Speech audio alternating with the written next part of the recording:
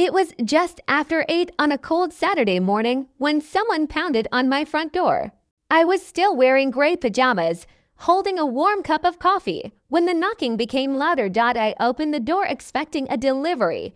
Instead, I found my mother smiling as if she had come for breakfast. Behind her stood my father.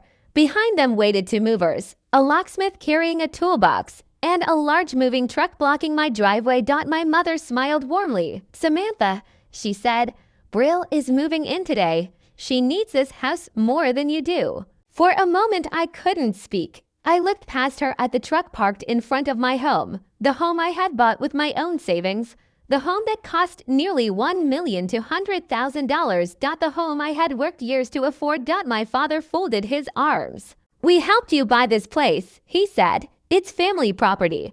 I stared at both of them, wondering if I was somehow dreaming. Unfortunately, I wasn't. To understand how we reached that moment, you need to understand my family. From the outside, we looked perfect. Every Sunday, we sat together in church.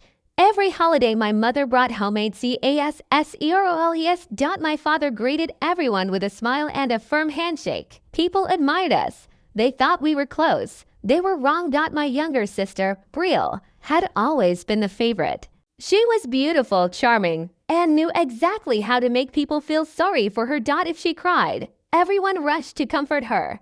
If I cried, my mother handed me a tissue and said, "You're stronger than she is." So I stopped crying. I became dependable instead. At 39, I worked as a finance director for a large company. I worked long hours, saved every bonus, skipped expensive vacations, and carefully planned every dollar I spent. Eventually, all those sacrifices paid off. I bought my dream home in a quiet neighborhood outside Dallas. Walking through the front door for the first time remains one of the happiest moments of my life. I had saved $250,000 for the down payment. Every room represented years of discipline. Every wall reminded me that I had built something completely on my own. Or at least I believed I had. When I bought the house, my parents came with me because my car was in the repair shop.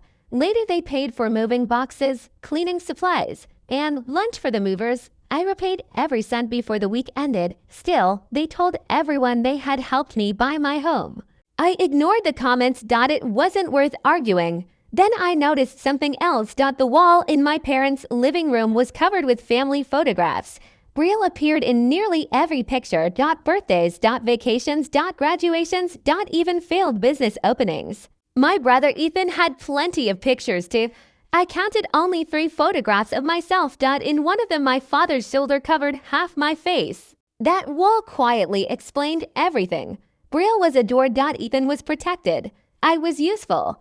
A few months later, Brill became engaged to a man named Carter. He came from a wealthy family. His parents belonged to a country club. They owned vacation homes. Everything about their life looked elegant. Brill loved that image. Unfortunately, she couldn't afford it. One Sunday during dinner, she sighed dramatically. "Our apartment is so embarrassing," she complained. "I don't want Carter's family visiting us there." My mother immediately reached across the table and squeezed her hand. "You deserve better."